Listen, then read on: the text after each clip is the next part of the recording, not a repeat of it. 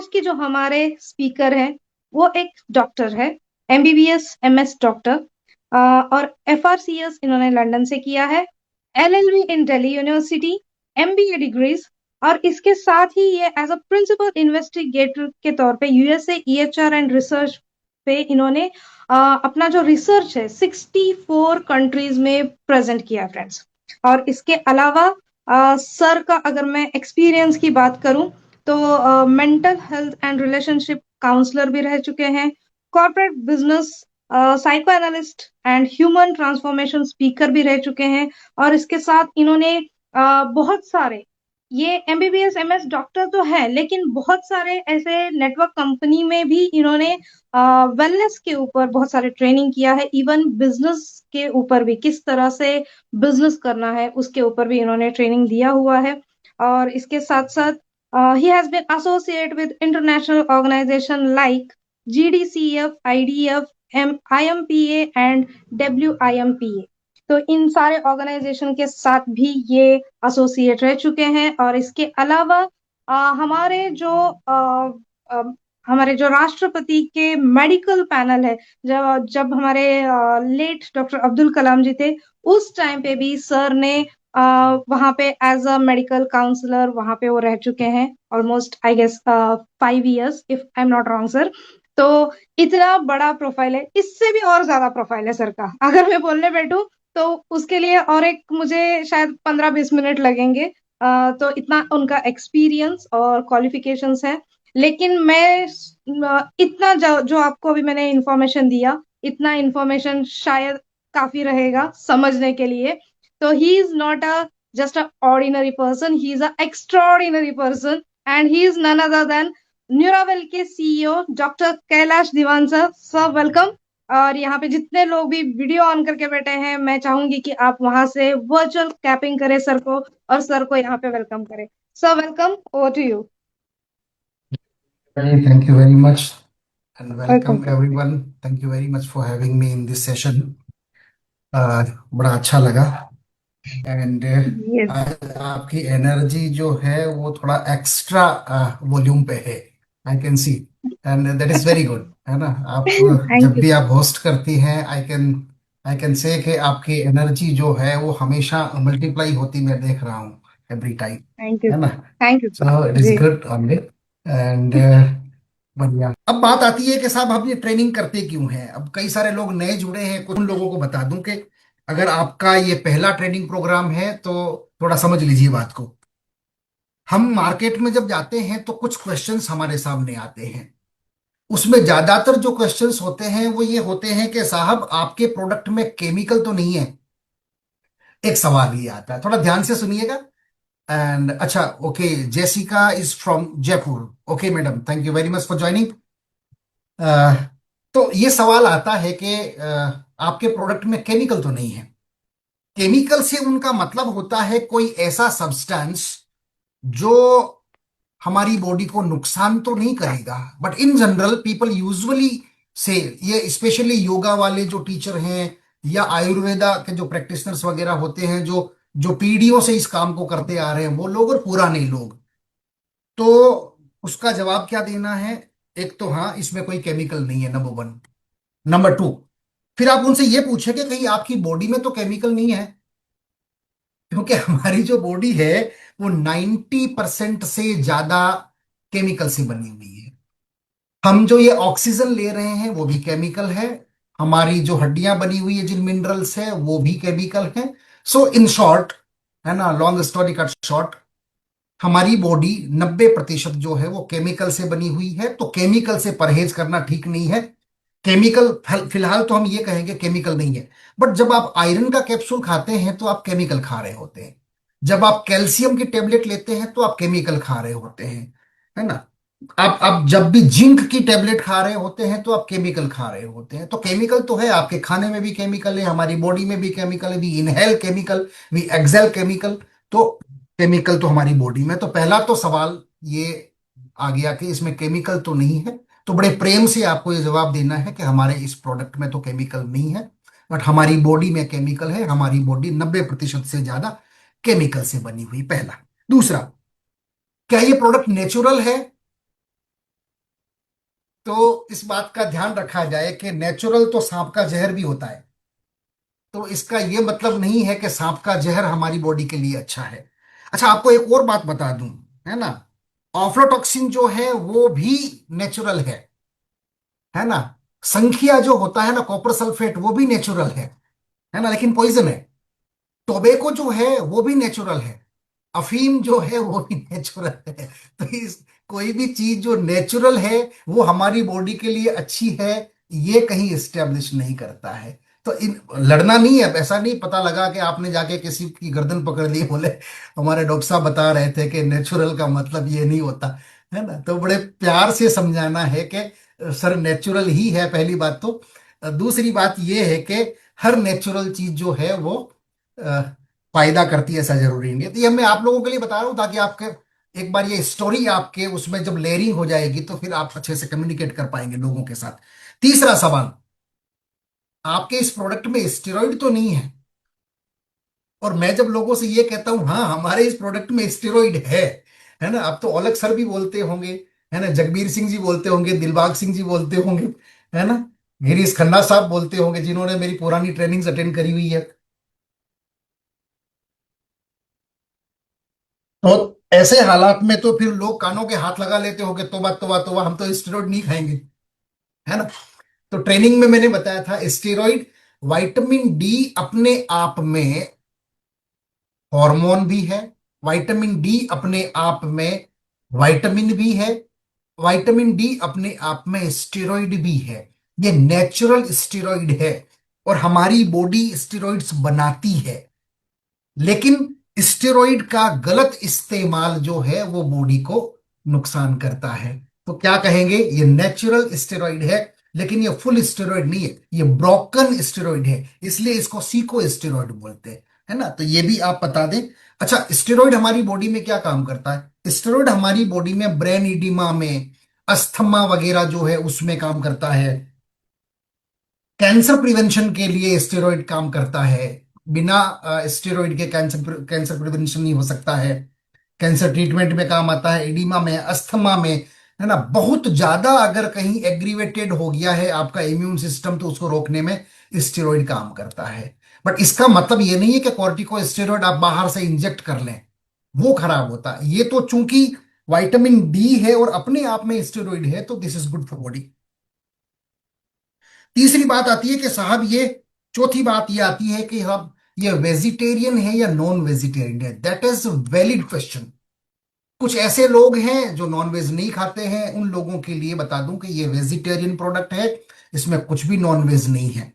एक और चीज आती है कि साहब फिर ये किससे डिराइव किया हुआ है, तो ये प्लांट बेस्ड है ना, ये प्लांट बेस्ड विटामिन डी है, इसमें कुछ भी नॉन वेजिटेरियन नहीं है। पांचवा एक सवाल आता है कि साहब अगर इसका ओवरडोज हो गया तो, इसका जवाब हमारी स्लाइड्स में आज है, उसमें हम देख लेंगे। उसके बावजूद भी मैं आप लोगों को बताता हूं कि 60,000 international unit doctor at A time आपको लिखता है अगर आपकी बॉडी में विटामिन डी की डिफिशियंसी होती है। हम कई बार बिना डिफिशियंसी के भी खा लेते हैं 60,000। और 60,000 कितनी बार खाना होता है? हफ्ते में एक बार खाना होता है, महीने में 4 बार खाना होता है, कुछ नहीं होता। 60,000 यूनिट तक तो कोई प्रॉब्लम नहीं है। तो हमारा प्रोडक्ट कितना, 400 का पोटेंसी है इसका। 400 की पोटेंसी में 3 पंप सुबह 3 पंप शाम को अगर किसी ने ले भी लिए और स्प्रे कर लिए हैं, और तो उसकी ओवरडोजिंग की कोई दूर दूर तक संभावना नहीं है। तो आप ये कह सकते हैं ओवरडोज भी नहीं होता। कितने साल से ऊपर के लोगों को दिया जा सकता है? ये 3 साल से ऊपर के बच्चों को दिया जा सकता है, ठीक है। और उसके बाद किसी भी उम्र के व्यक्ति को ये दिया जा सकता है, इसका ध्यान रखें। प्रेगनेंसी में इसको देना चाहिए कि नहीं देना चाहिए? मैं अपने पेशेंट्स को प्रेगनेंसी में देता हूं। और मैं, हाँ, अगर कोई बहुत खराब केस नहीं है, इस तरह का कोई क्रिटिकल केस नहीं है जिसमें विटामिन डी नहीं होना चाहिए, विटामिन डी का लेवल जरूरत से ज्यादा अगर किसी व्यक्ति में है जैसा कि नॉर्मली देखने को नहीं मिलता है, इन सच केस प्रेगनेंसी की टाइम आप अपने गायनेकोलॉजिस्ट से एक बार कंसल्ट कर लें और उसके बाद vitamin D they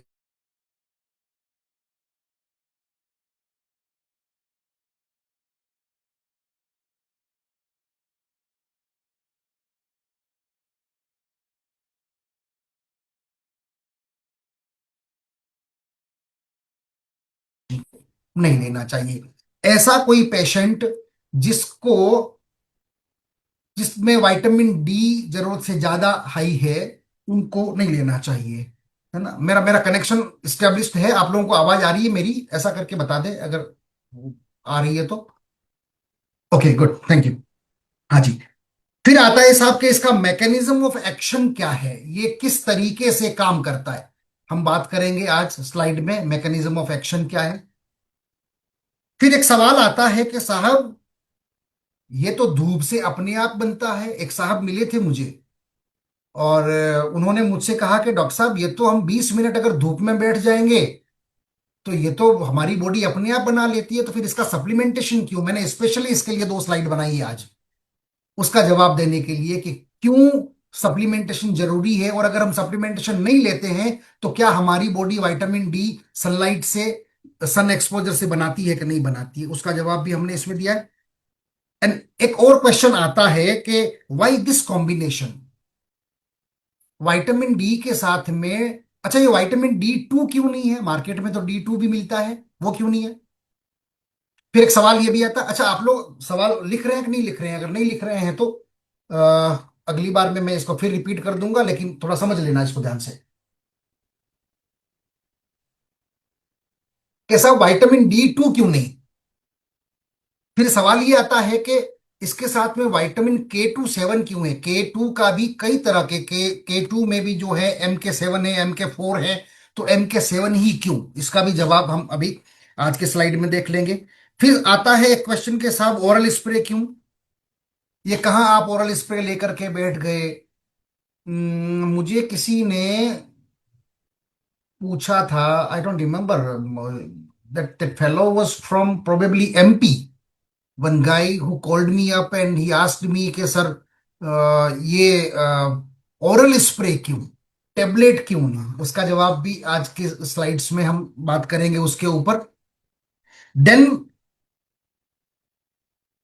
how is your product different? हमारा प्रोडक्ट क्या वाकई दूसरों से डिफरेंट है या हम खाली ऐसे ही फेंक रहे हैं? है ना, वो जानना बहुत जरूरी है। आपका कॉन्फिडेंस बढ़ेगा, क्योंकि मार्केट में तो 70 लोग और बैठे हुए हैं जो विटामिन डी लेके बैठे हुए हैं। तो हमारा प्रोडक्ट क्या सच में कुछ स्पेशल है, या खाली अपनी माँ सबको अच्छी लगती है तो हम ऐसे ही गाल बजा रहे हैं कि हमारा प्रोडक्ट कुछ बढ़िया है ना। यकीन मानिए, हमारा प्रोडक्ट बढ़िया अगर नहीं होगा तो I would be the first person who will say कि हमारा प्रोडक्ट इतना अच्छा नहीं है। बट दिस प्रोडक्ट ट्रूली क्यों स्पेशल है, उसको भी हम आज के स्लाइड में समझेंगे। वो लास्ट स्लाइड में आएगा, थोड़ा सा उसको थोड़ा देखिएगा। क्वालिटी क्या है साहब इसकी? लोग पूछते हैं साहब क्वालिटी क्या है। कई लोग अलग अलग तरीके से कुछ उसमें बीटाडीन सिटाडीन डाल डूल के तुलसी उलसी वगैरह में वो करते हैं ना, वो सब दतंग नहीं। क्वालिटी क्या है, साइंटिफिक एविडेंसेस क्या है ना, ये सवाल पूछा जाता है। तो उस पर भी हम बात करेंगे कि उसकी क्वालिटी क्या है हमारी। एक सवाल हमारे फाउंडर ने ही हमारे सामने रखा था एक मीटिंग में, आई रिमेम्बर दैट।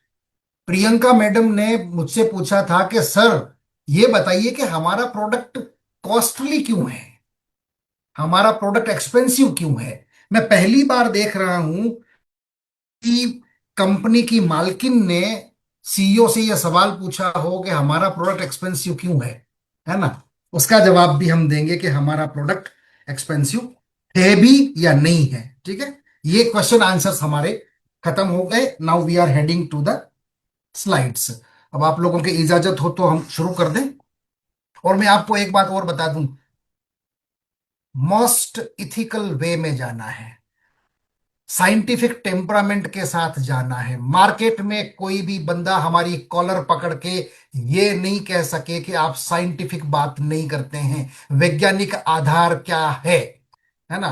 तो हम शुरुआत से ही इस बात को लेके चल रहे हैं, no bullshit, no drama, statistics. हम सारे आंकड़ों की बात करते हैं, रिसर्च की बात करते हैं, और आगे भी यही करते रहेंगे। उसी तरीके से हम आगे बढ़ेंगे। So thank you very much everyone. Now here I am starting with the slides, है ना। फाइन। तो स्वागत है आप सभी लोगों का। हम शुरू कर रहे हैं स्लाइड्स।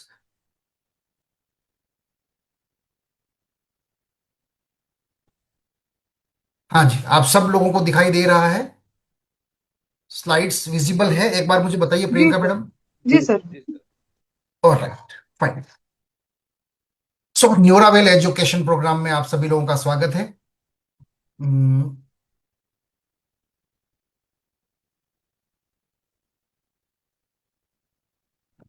फाइन।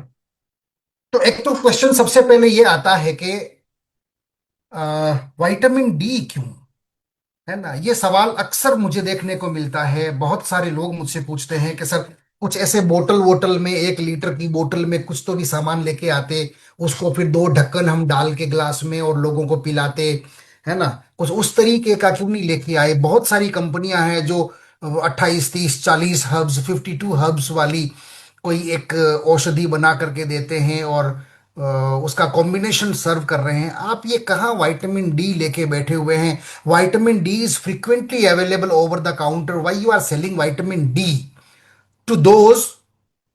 मैं आपको बताना चाहता हूं कि हिंदुस्तान में 81.28% जो लोग हैं वो लोग विटामिन डी डेफिशिएंट हैं। It's a big data, it's a big data. ये बड़ा डेटा है ना। एक मिनट, मेरा पेन फिर से।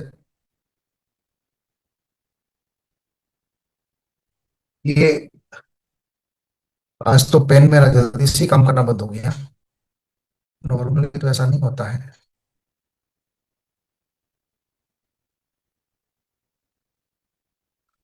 एनीवेज, आज हम बिना पेन के ही देखते हैं क्या होता है। चल रहा है, चल रहा है। हाँ, चल रहा है।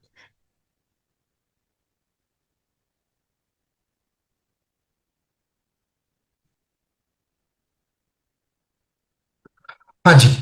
तो एक तो 81.28% लोग जो हैं वो इज अ बिग पॉपुलेशन।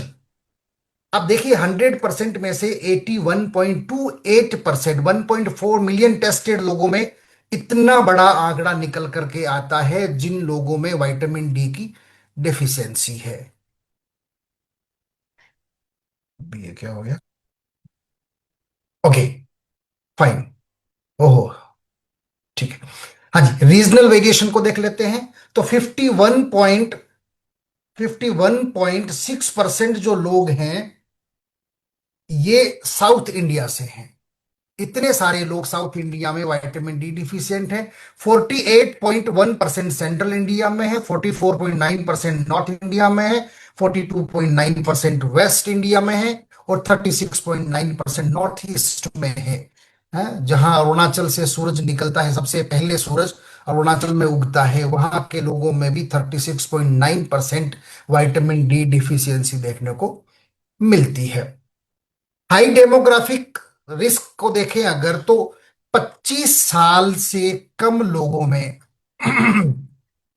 इसकी तादाद अगर देखें तो 84% युवा ऐसे हैं जिन लोगों में विटामिन डी की डिफिशियंसी है।